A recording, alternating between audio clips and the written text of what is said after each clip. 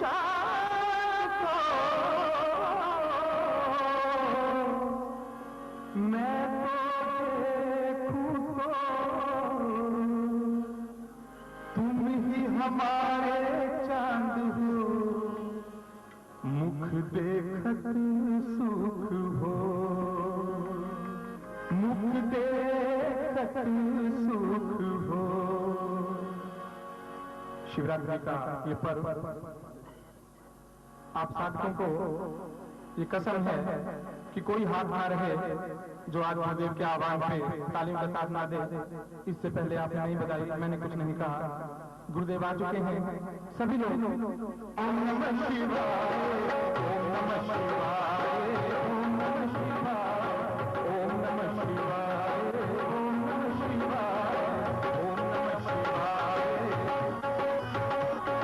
शिवाय, ओम नमः शिवाय, ओम नमः शिवाय, बोलो ओम नमः शिवाय, ओम नमः शिवाय, बोलो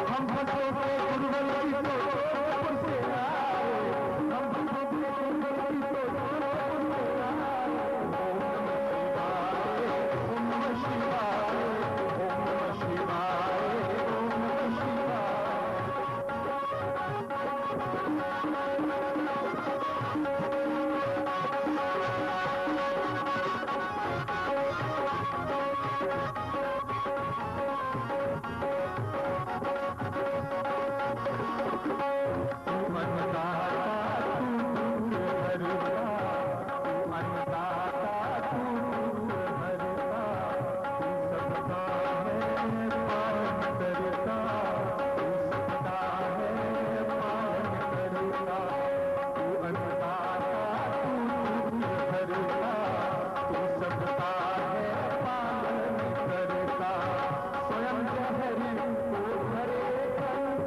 नमः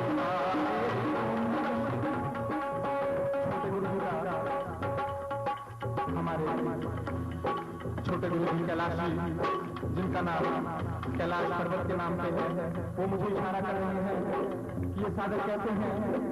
उनका इशारा देखिए और वो उनकी ओर देखिए, तालियां कैसे बजा रहे हैं। वो आपको दिखा रहे हैं कि आप सभी लोग साधक तालियां कैसे बजाएंगे। तो सभी लोग गुरुदेव का आदेश है, हम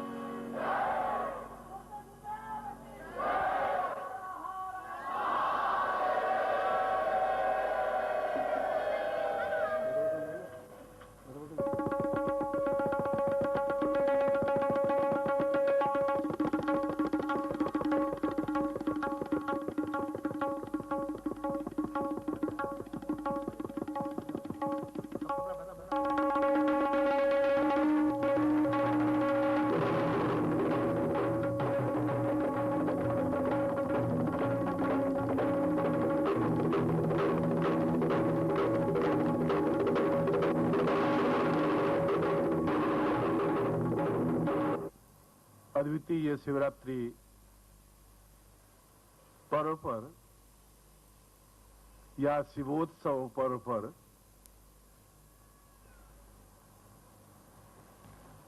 जहां आप लोग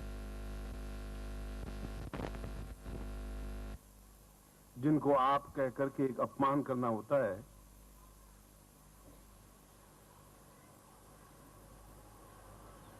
आपको मैं तुम कहूं या आत्मांश कहूं, आत्मा के अंश कहूं तो ज्यादा अच्छा रहेगा।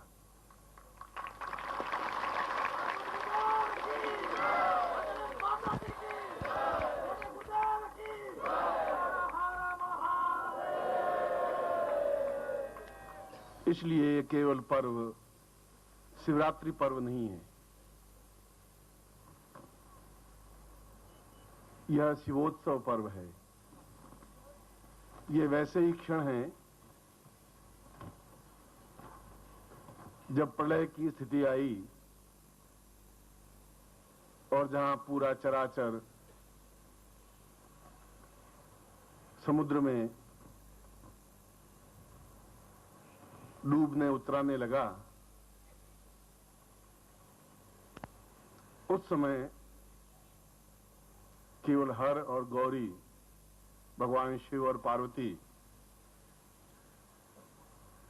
दोनों ने ही जिस संवाद को, जिस वार्तालाप को, जिस चिंतन को स्पष्ट किया, वह सारा विवरण और वर्णन हर गौरीयोपनिषद में उद्धृत है, मुद्रित है, अलंकृत है और विचारणीय है। ये दिन भी, यह युग भी, यह समय भी कुछ ऐसा ही संक्रांति काल का चल रहा है। संक्रांति काल उसको कहते हैं जहां आदमी को कुछ दिखाई नहीं देता, जहां धर्म नहीं होता, जहां विचार नहीं होते, जहां भावनाएं नहीं होती।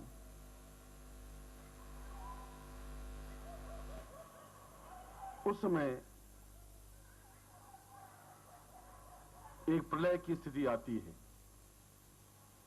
प्रलय का मतलब यह नहीं होता है कि सब कुछ डूब जाता है। प्रलय का मतलब होता है कि हमारा सारा चिंतन, हमारी सारी विचारधाराएं, हमारे सारे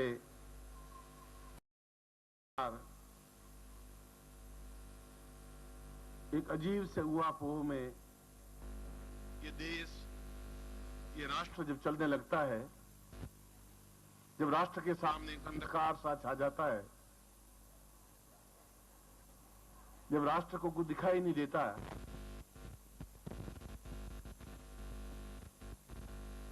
किधर जाना है, क्या करना है, वह समय प्रलय काल का कहलाता है। उसको प्रलय काल कहते हैं। और ऐसे समय में जो वर्तमान समय है, जो क्षण है, जो आपने पढ़ा और देखा होगा, सुना होगा, यदि आप सजग हैं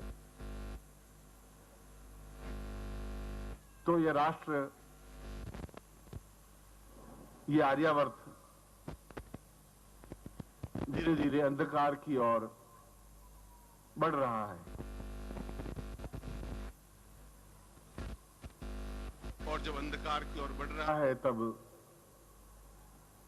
इससे भी पहले 24 बार कुछ ऐसे सूर्य, कुछ ऐसे ज्योत्स्ना बिंदु, कुछ ऐसे विचारशील व्यक्तित्व जिनके अंदर एक ज्वाला, एक आग, एक तड़फ, एक बेचैनी, एक चिंतन रहा, उनको गण कहा गया। गण का मतलब है गणना योग्य, भीड़ नहीं, लाखों लोग नहीं, हजारों लोग भी नहीं। वे कुछ गण शिवगण कहलाए और उन गणों ने वापिस अंधकार को छांटा उस शिव के दिशा निर्देशन में। शिव ने बताया कि आर्यावर्त डूब नहीं सकता, समाप्त नहीं हो सकता, क्योंकि इस राष्ट्र को इन आर्यों ने अपने खून से सींचा है। खून का एक एक कतरा, पसीने का एक एक बिंदु बहा है। और अगर ये राष्ट्र ही दिशा शून्य हो गया, विचार शून्य हो गया, तो फिर इस जीवन का कोई अर्थ नहीं है, फिर इस शिव का कोई अर्थ नहीं है, फिर इस पार्वती गौरी का कोई अर्थ नहीं है, फिर इन गणों का कोई अर्थ नहीं है। और आप भी पिछले 15 साल से 20 साल से गणों के रूप में पूरे भारतवर्ष में फैले हुए हैं, जो लाखों के रूप में भले ही नहीं हो, वह सैकड़ों हजारों के रूप में है। और मुझे विश्वास है कि आपके द्वारा यह राष्ट्र प्रलय में डूब नहीं सकता, इसका मुझे पूरा चिंतन है, पूरी विचारधारा है।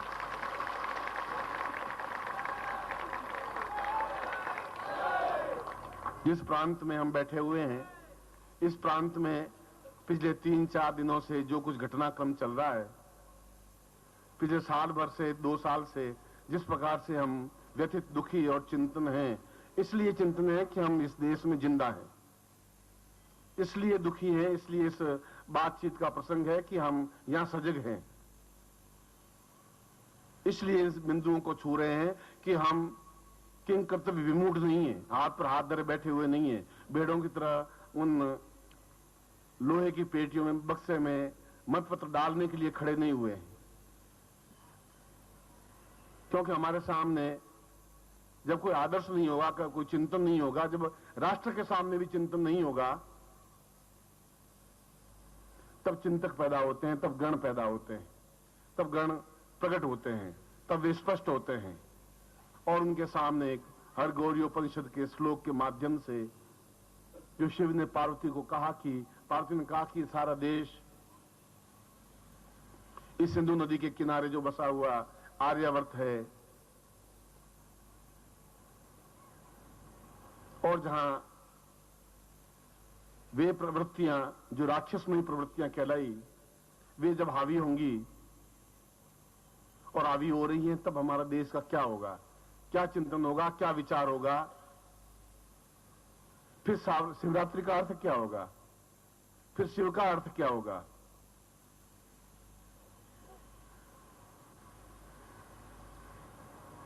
यह ऐसा ही संक्रांति काल है। और मैं ज्योतिष के माध्यम से संक्रांति काल को पिछले 5, 7, 10 वर्षों से देख रहा था, और हर बार जब आप मिले, तब हर बार मैंने आपको कहा कि आने वाला समय आपका है। इसलिए आपका है कि आपकी जरूरत पड़ेगी इस देश को, मुझको, अपने आप को, और इस आर्य को, और इस आर्यावर्त को। इसलिए मैंने आपको गणों के रूप में तैयार किया, अपने खून से, अपने पसीने से, अपने परिश्रम से, अपने विचारों से, अपनी भावनाओं से। भेड़ों की तरह तैयार नहीं किया कि आप एकदम से भेड़ों के झुंड की तरह बढ़े, आप में विचार धारणा ही नहीं बने, ऐसा आपको तैयार नहीं किया। आपको चिंतक बनाया, आपको साधनाएं दी, आपको दीक्षाएं दी, आपको इस योग्य बनाया कि आप निडर और निष्पक्ष मजबूत पैरों के साथ खड़े होकर के प्रलय का सामना कर सकें, और इस प्रलय से जूझते हुए देश को वापस ऊंचा उठा सकें। यह बहुत बड़ा योगदान होगा आपका इस राष्ट्र के प्रति।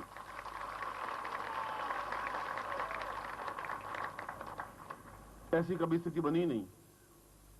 मैंने तो पिछले 60 वर्षों में भी ऐसी स्थिति नहीं देखी कि जहां एक ही कुर्सी और एक कुर्सी के लिए 2 मुख्यमंत्री झपट रहे हो। ऐसी स्थिति मैंने नहीं देखी। इस देश को गुलामी के रूप में भी देखा,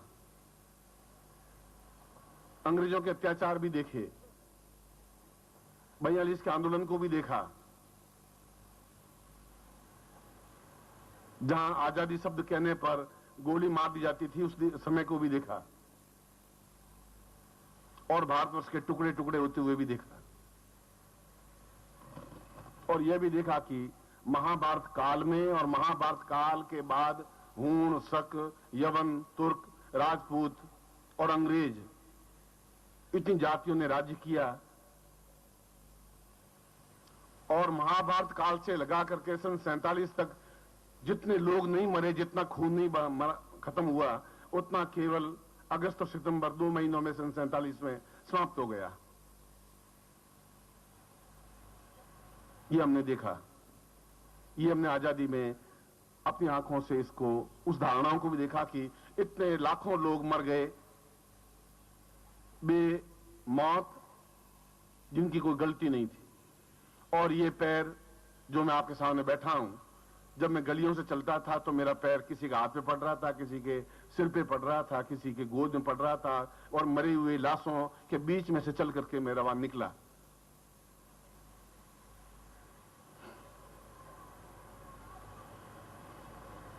वो क्षण भी देखा। और तब मन में एक विचार आया कि यह देश, ये राष्ट्र इस प्रकार से नहीं चल सकता, जहां पर एक व्यक्ति को गोली मार दी जाती है जिसका कोई अपराध नहीं होता, जहां पर देश एक प्रश्न चिन्ह लेके खड़ा हो जाता है। वह समय भी देखा। और उसके बाद छीना झपटी का खेल, जहां उसको नीति कह करके पुकारा गया, उस समय भी देखा। नीति का कोई अर्थ नहीं रहा। मैं राजनीतिज्ञ नहीं हूं और मैं राजनीतिज्ञ बनना चाहता भी नहीं, इसलिए नहीं बनना चाहता हूं कि नित्य नवीन कुचक्र रचने की क्रिया को नीति कहते हैं, और मैं नित्य नवीन कुचक्र नहीं रच सकता, संभव नहीं है। अगर ऐसी नीति है तो ये नीति हमारे आर्यवर्त की नीति नहीं है। ये गुणों की नीति थी, ये यवनों की नीति थी, ये शकों की नीति थी, ये द्रविड़ों की नीति थी। ये हमारी नीति नहीं थी। हमारी नीति प्रेम की भाषा थी। हमारी नीति एक दूसरे के गले मिलने की थी। हमारी नीति खून देने की थी, प्राणों का संचार करने की थी, वेदों और उपनिषदों का अध्ययन करने की थी। इस प्रकार से मार काट की नीति नहीं थी, अंधकार की नीति नहीं थी। और वहां से लगा करके आज तक मैं अपनी आंखों से इस राष्ट्र को देखता रहा, और मैंने ये निश्चय कर लिया, मैंने विचार किया, निश्चय किया, चिंतन किया कि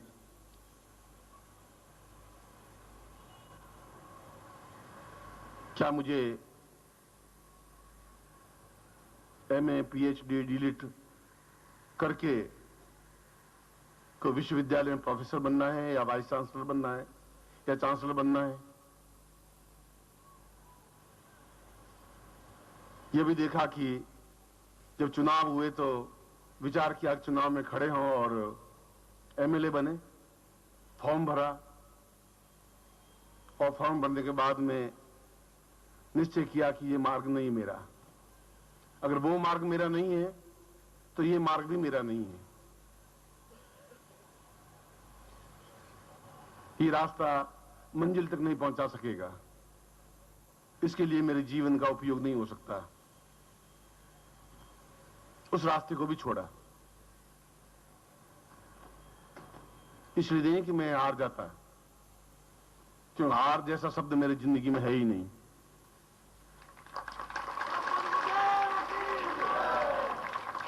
जो भी जिया है जीवन का क्षण, प्रत्येक क्षण को एक शाश्वत और चिंतन मूल्य के साथ जिया है।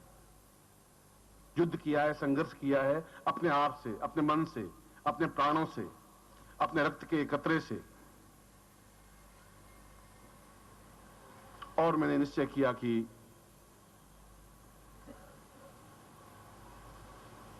एक समय ऐसा आएगा जब बहुत अधिक अंधकार छा जाएगा। एक युग समाप्त होगा, एक शताब्दी समाप्त होगी, एक नई शताब्दी जब प्रारंभ होगी, उस समय सारा राष्ट्र अपने आप में व्यथित, व्याकुल, दिशा शून्य और संज्ञा शून्य हो जाएगा, और वह प्रलय की स्थिति होगी। और उसका आभास आप अनुभव कर रहे हैं, देख रहे हैं। जहां दो कदम पर गोलियां चलती हैं,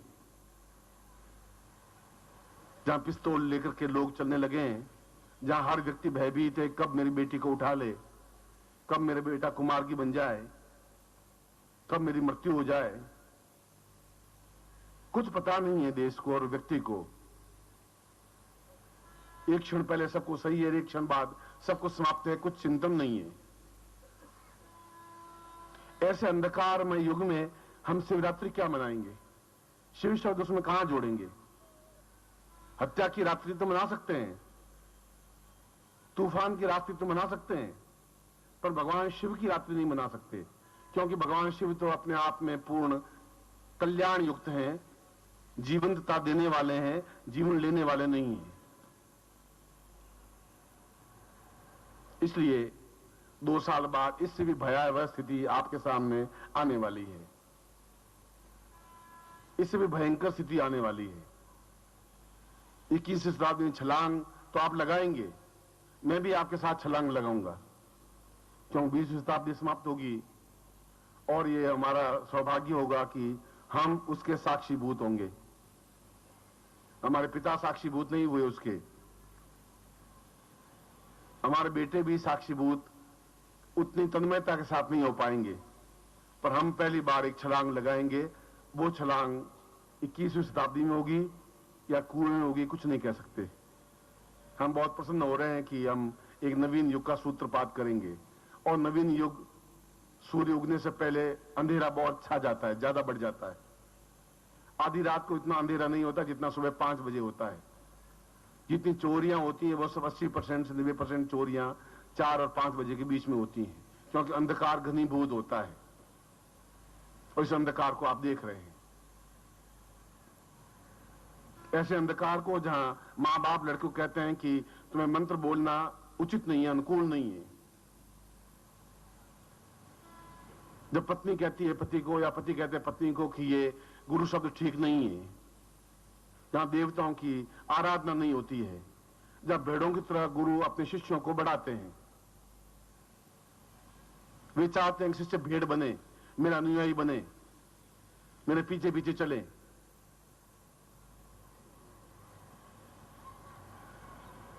और मैं कहता हूं कि पीछे चलने की जरूरत नहीं है तुम्हें, इस प्रकार से तुम्हें मैं तैयार किया भी नहीं है। जब मैं इस प्रकार से तैयार नहीं हुआ तो मैं आपको भी इस प्रकार से तैयार नहीं कर सकता, अंधेरे में भटका नहीं सकता मैं आपको।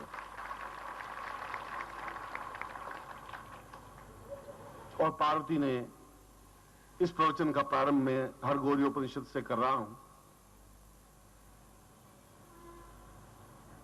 क्योंकि यह शिव पर्व है, शिव महोत्सव है,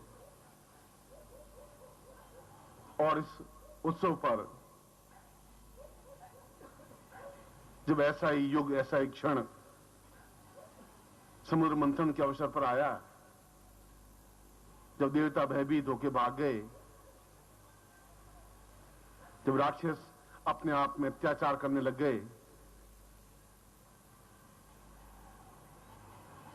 तो पार्वती बड़ी व्याकुल हुई, दुखी हुई, चिंताग्रस्त हुई। उसने कहा यह बड़ी अचंभे की बात है,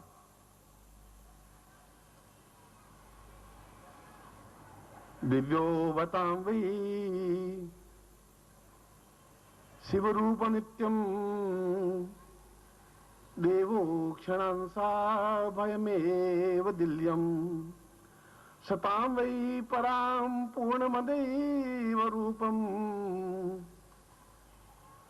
न जानामि शंभो भवामि त्वमेकिं। भगवान से मैं ये समझ नहीं पा रही हूं कि जो देवता हैं वे भयभीत हैं, वे डरपोक हैं, वे भाग रहे हैं, वे राक्षसों का सामना नहीं कर पा रहे हैं। जो वेदों को जानने वाले, जो उपनिषदों को जानने वाले हैं, जो अपने आप में सत्य पर चलने वाले हैं, जिनमें ताकत है, क्षमता है, तपस्या का अंश है, वे भाग रहे हैं। और देवता और जो दैत्य हैं, जो राक्षस हैं, जिनके पास आसुरी प्रवृत्तियां हैं, और वे हावी हो रहे हैं। वो अमृत कलश लेके भाग रहा है इंद्र का पुत्र, और राक्षस पीछे भाग रहे हैं, और वो डरपोक होके भाग रहे हैं। मुझे समझ में नहीं आ रहा कि फिर तपस्या क्या है, फिर तपस्या की ताकत जरूरत क्या है, फिर देवत्व की जरूरत क्या है, फिर तो राक्षस बनना ज्यादा अच्छा है। मैं समझ नहीं पाई अभी तक। और आप बैठे बैठे देख रहे हैं कि इतने सारे देवता के देवता, जो 33 करोड़ देवता हैं, ये सारे भयभीत मुद्रा में हैं। और क्या देवता भयभीत रहेंगे?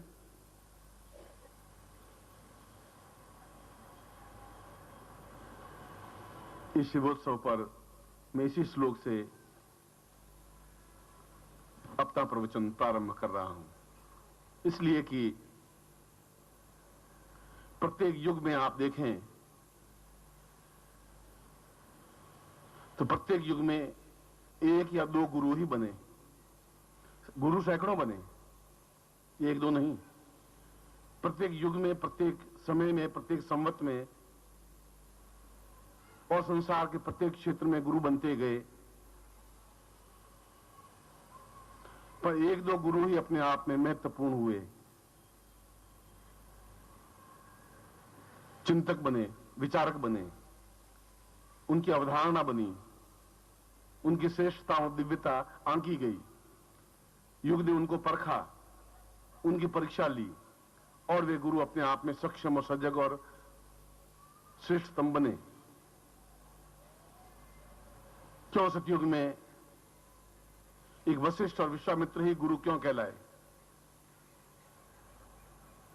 बाकी सारे गुरु क्यों नहीं कहलाए? क्या हुआ था? उनका नाम हमें स्मरण क्यों नहीं है? जब भी नाम चलता है त्रेता युग का, तो केवल ये दो ऋषि और दो गुरु ही हमें सामने क्यों स्पष्ट होते हैं।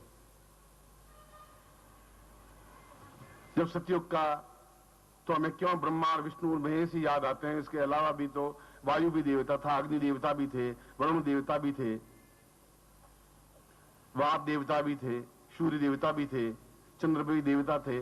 फिर ये ब्रह्मा विष्णु महेश ही क्यों देवता कहलाए? बाकी देवता उस सतयुग में क्यों नहीं हमारे सामने अंकित हुए? त्रेता युग में केवल ये दो ऋषि ही हमारे सामने गुरु के रूप में उपस्थित हुए। बाकी ऋषि कहां चले गए? क्यों नहीं उनके नाम हमारे जुबान पे चढ़े?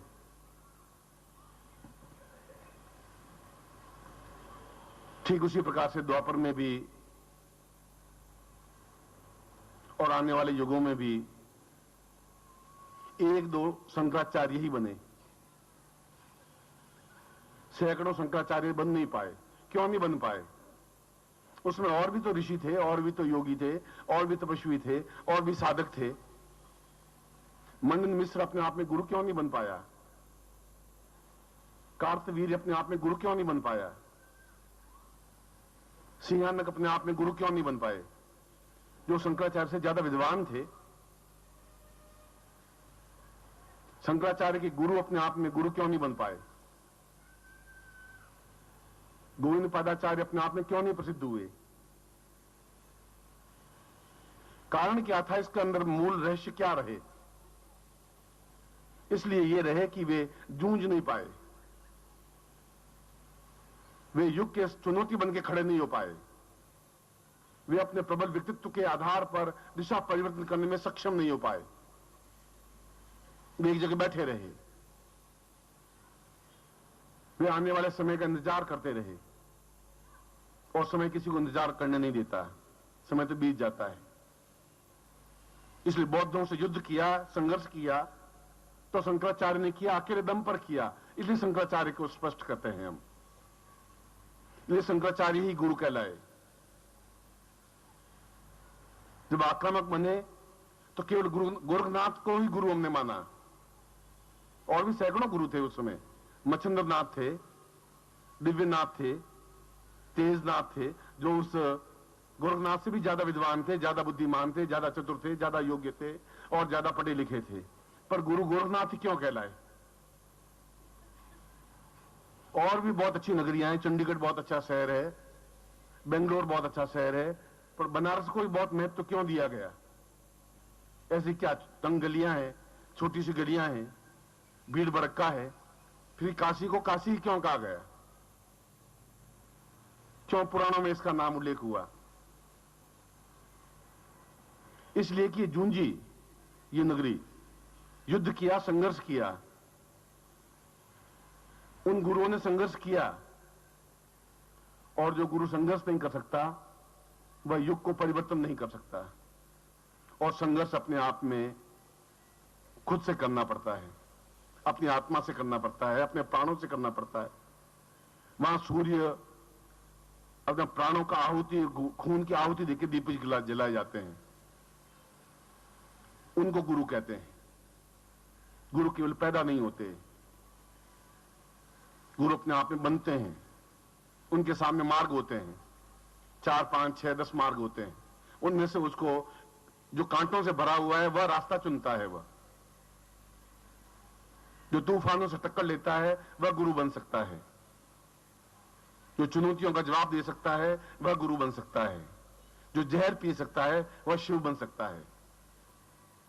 हर व्यक्ति शिव नहीं बन सकता, हर व्यक्ति नीलकंठ नहीं बन सकता, हर व्यक्ति शमशानवासी नहीं बन सकता। और ऐसे शमशानवासी अपने आप में लक्ष्मी के पति बन जाते हैं, गौरी के पति बन जाते हैं, पार्वती के पति बन जाते हैं। उनके घर में लक्ष्मी अपने आप में पत्नी के रूप में रहती है। ऐसे समुद्र में सोते रहने वाले जो चुनौतियों का जवाब देते हैं, दैत्यों का सामना करते हैं, लक्ष्मी उनके पांव दबाती है, दूसरे लोगों के पांव नहीं दबाती है। वे देवता कहलाते हैं। इसलिए विष्णु का महत्व है, इसलिए ब्रह्मा का महत्व है, इसलिए भगवान नीलकंठ का महत्व है, इसलिए शिव का महत्व है, इसलिए विश्वामित्र का महत्व है, वशिष्ठ का महत्व है, और इसलिए शंकराचार्य का महत्व है, इसलिए बुद्ध का महत्व है। और बुद्ध दूसरे धर्म के होते हुए भी हमने उनको अवतार माना, हमने उसको हिंदुत्व में स्थान दिया। 24 अवतारों में से बुद्ध को भी एक अवतार माना हमने। हमारे मन में कोई शंकाएं नहीं थी, हम संकीर्ण मस्तिष्क के नहीं थे। आज भी हम संकल्प भरते हैं तो बहुत दावतारे बोलते हैं।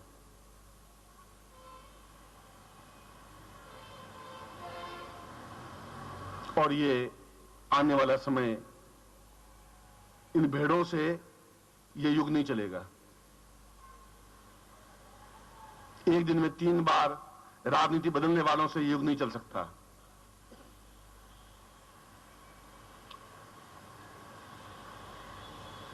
एक बार में राजनीतिक कुर्सी के लिए लड़ाई झगड़े करने वाले से ये देश नहीं चल सकता, ये राष्ट्र नहीं चल सकता। राष्ट्र उनकी बपोती नहीं है, राष्ट्र हमारी बपोती है। हमने राष्ट्र बनाया है।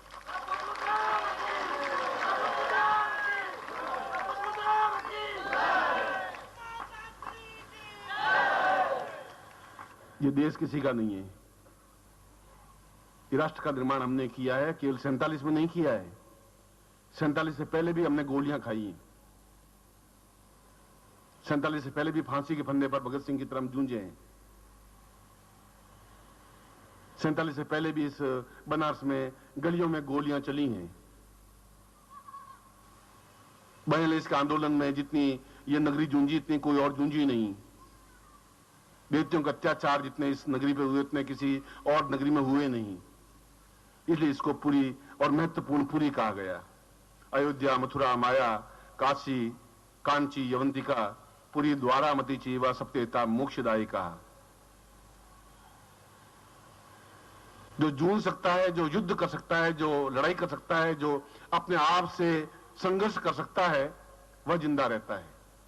नहीं तो कई जातियां मिट गई, हूण मिट गए, यवन मिट गए, तुर्क मिट गए, सैकड़ों जातियां मिट गई, सैकड़ों लोग मिट गए, नाम तक नहीं रहे उनके।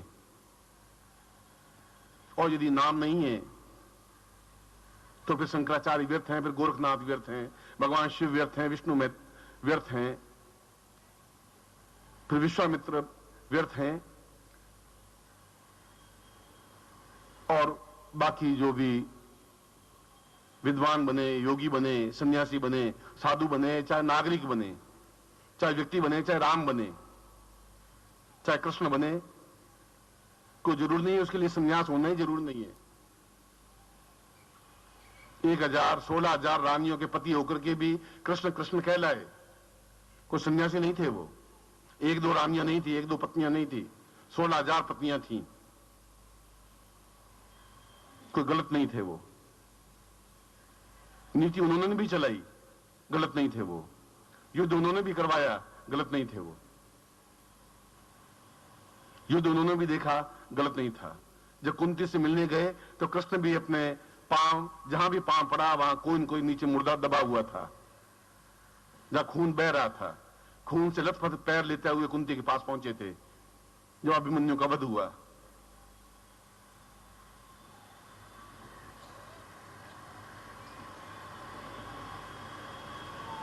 कुंती ने कहा, ये क्या हो गया?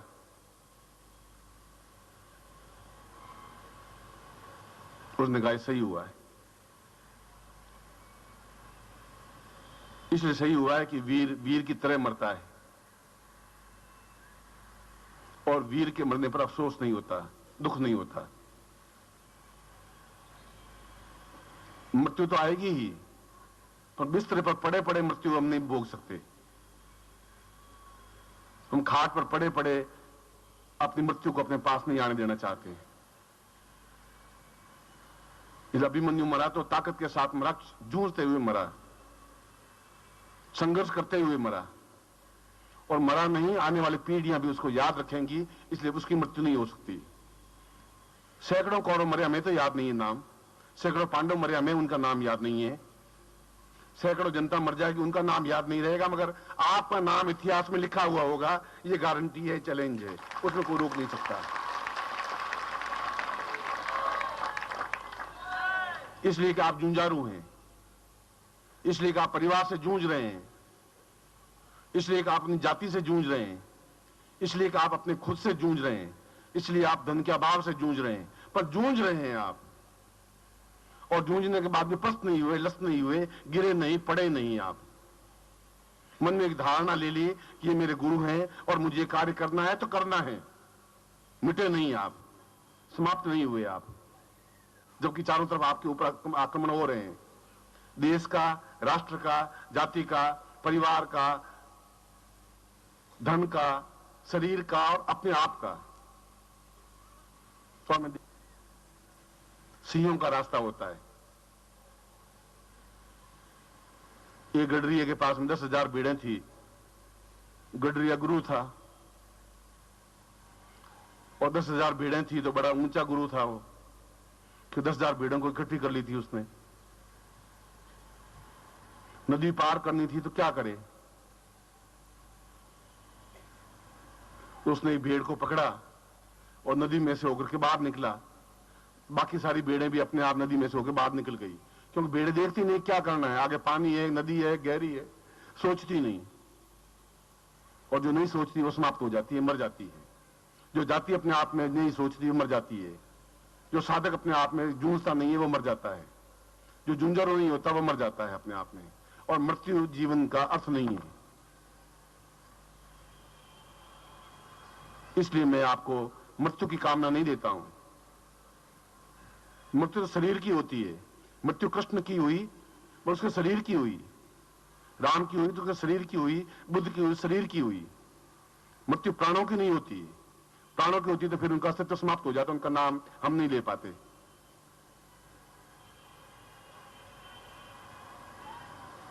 इसलिए आप, आज चतुर्दशी है,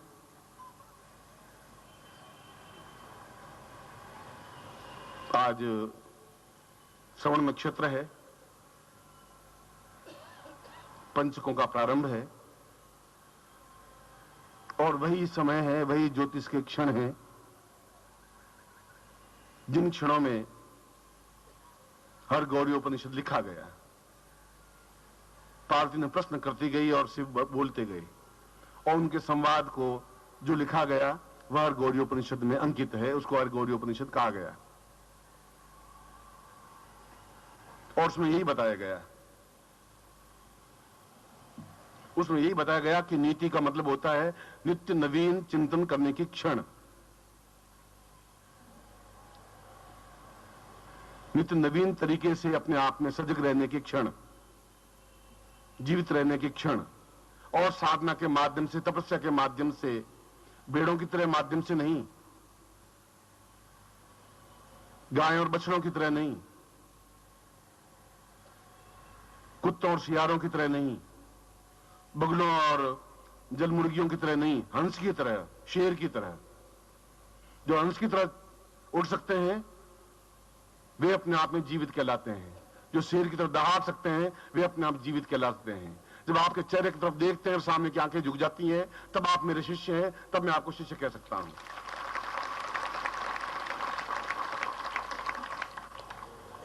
मैं भी राजनीति में खेल सकता था, उसमें कोई लंबी छोटी बात नहीं थी।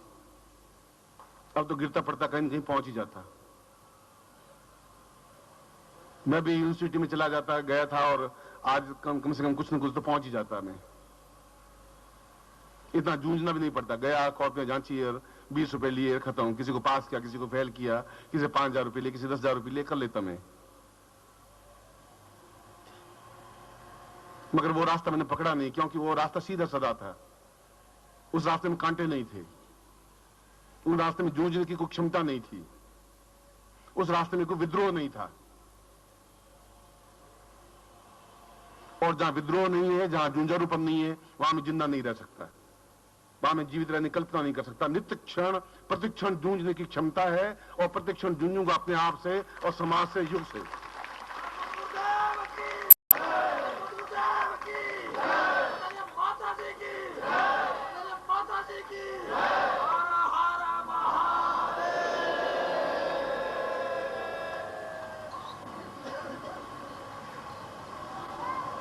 और आज शिवरात्रि के पर्व पर, शिवोत्सव पर्व पर,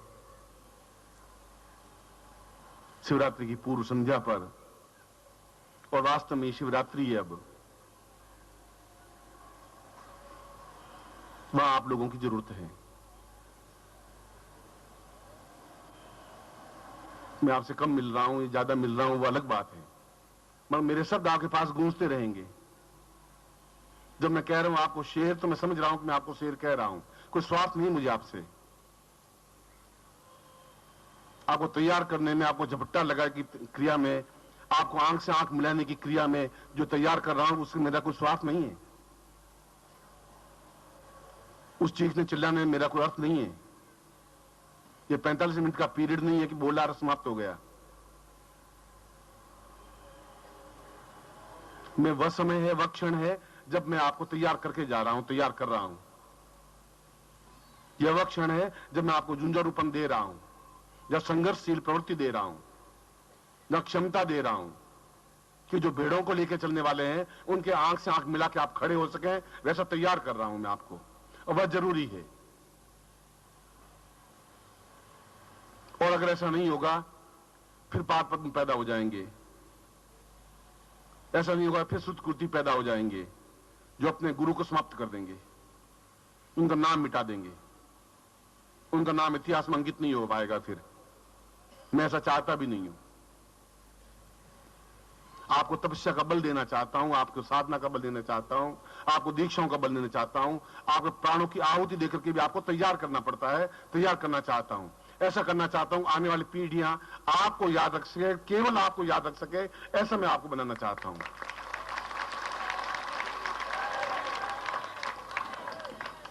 मुझे आपके पिताओं से और आपके दादाओं से कोई जरूरत नहीं है, आवश्यकता नहीं है मेरी। मुझे आपके बेटों और पोतों से भी मुझे कोई जरूरत नहीं है आपकी। तो अगर शेर के बच्चे होंगे तो अपने आप शेर बन जाएंगे, और गीदड़ों की संगति करेंगे तो अपने आप गीदड़ बन जाएंगे। आपके बनाने या नहीं बनाने से नहीं बनेंगे।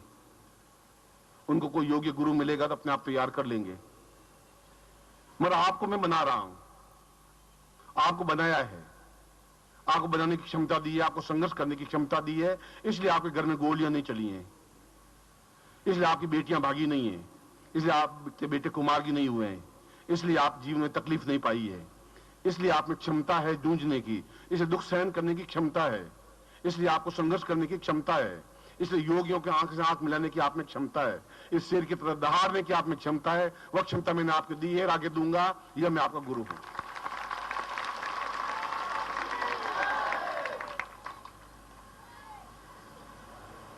और उस पर उपनिषद में भी यही कहा है, गुरु केवल मिट्टी का लौंदा नहीं होता, गुरु फैले हुए पेट का एक मांस का लोथड़ा नहीं होता, गुरु एक पलंग पर लेटा हुआ व्यक्ति नहीं होता, गुरु गुलाब के फूलों से सजा हुआ व्यक्ति नहीं होता। गुरु वह होता है जो शिष्यों में एक आग लगा दे, चेतना पैदा कर दे, एक क्षमता पैदा कर दे, और वो आग, वो क्षमता, वह ताकत, वह साहस, वह जिंदगी अपने प्राणों को देकर के दी जाती है, सिखा करके दी जाती है, तपस्या की अनुभूति से दी जाती है। आज उसका महत्व तो आपको समझ में आवे या नहीं आवे, तो समझ में तब आएगा जब आप के अंदर एक विशाल सूर्य का उदय होगा। तब आप सीना चीर के दिखा सकेंगे कि पूरा ब्रह्मांड आपके अंदर है। जब आप में सीना चीरने की क्षमता आ पाएगी। अभी तक तो यह हुआ है कि आपके सीने में ब्रह्मांड है। एक बाहर का ब्रह्मांड है, एक आपके शरीर के अंदर ब्रह्मांड है। इस शरीर को ब्रह्मांड ही कहा गया है। जो शरीर में ब्रह्मांड है वही विश्व में ब्रह्मांड है।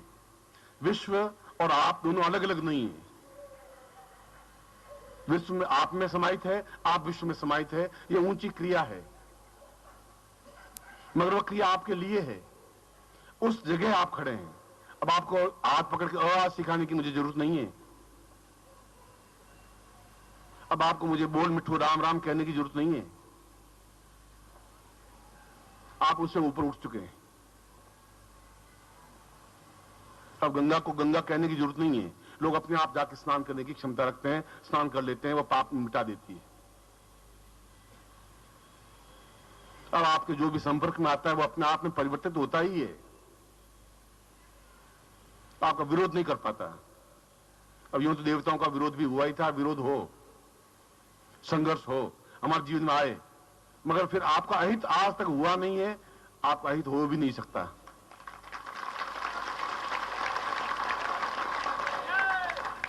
इसलिए कि मैं आपके साथ एक मार्गदर्शक के रूप में हूं, एक गुरु के रूप में हूं, एक चिंतक के रूप में हूं, विचारक के रूप में हूं और आपके रखवाले की तरह रूप में हूं। आपके जीवन के, आपके मार्ग का पूर्ण रूप से लाठी लिए हुए सजग प्रहरी की तरह हूं, आपके साथ हूं।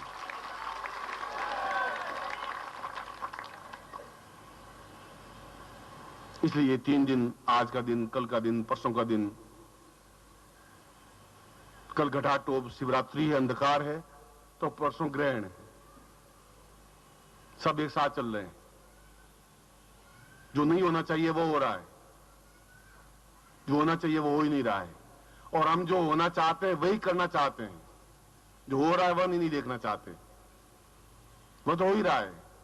वह तो ग्रहण आएगा ही, वह तो सूर्य को खाएगा ही।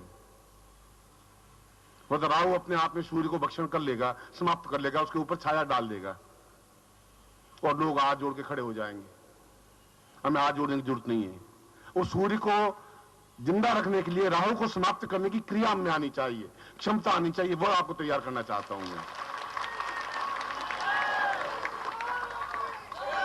मैं ग्रहण के समय आपको यह नहीं सिखाना चाहता कि आप गऊओं को घास डाल दें और ग्रहण मिट जाए। मैं आपको ये नहीं चिड़ियों को दाना डाल दें और आप ग्रहण मिट जाए। मैं वैसा आपको तैयार नहीं करना चाहता। ऐसा हिंदू राष्ट्र पिछले 500 साल से करता आया है। हमारे बाप दादा ने यही किया है, मेरे पिता ने यही किया, मेरे दादा ने यही किया। ग्रहण आया तो बिल्कुल बैठ गए, गायों को घास डाल दिया, राम राम कर दिया। इससे राहु समाप्त नहीं हुआ। आज भी ग्रहण फिर भी आ गया। मैं तो चाहता ही नहीं कि भविष्य में ग्रहण आए। सूर्य जो काम नहीं कर सकता वो हम सूर्य का सहायता देके करेंगे, उसको जिंदा रखेंगे, उसको सजग रखेंगे।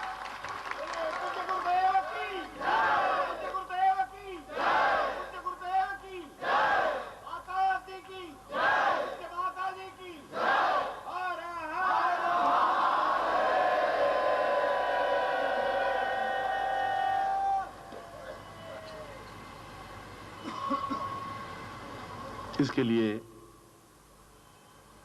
बहुत थोड़ा सा रास्ता बचा है। बहुत लंबे रास्ते को पार कर लिया है।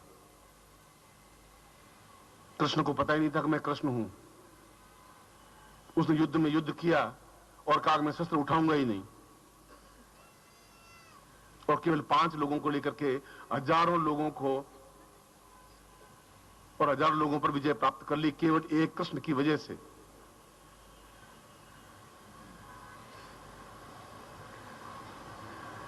जब अर्जुन द्वारिका में गए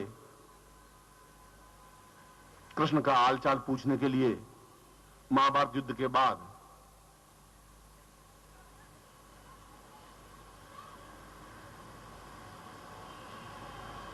और वहां से जब वापस लौटे, युधिष्ठिर, भीम, अर्जुन, नकुल, सहदेव ने पूछा कि कृष्ण कैसे हैं।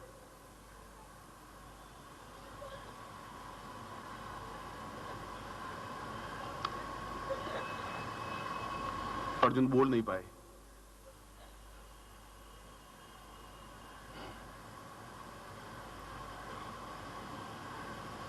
शांत हो गए और पांडवों ने महसूस किया कि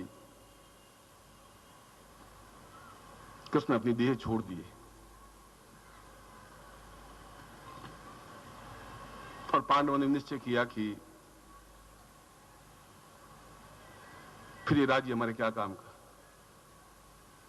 फिर जहां कृष्ण जहां गए हमें भी वहीं चलना है, क्योंकि युद्ध की पूरी धुरी कृष्ण के ऊपर टिकी हुई थी। पूरा युद्ध कृष्ण के एक व्यक्ति के ऊपर टिका हुआ था।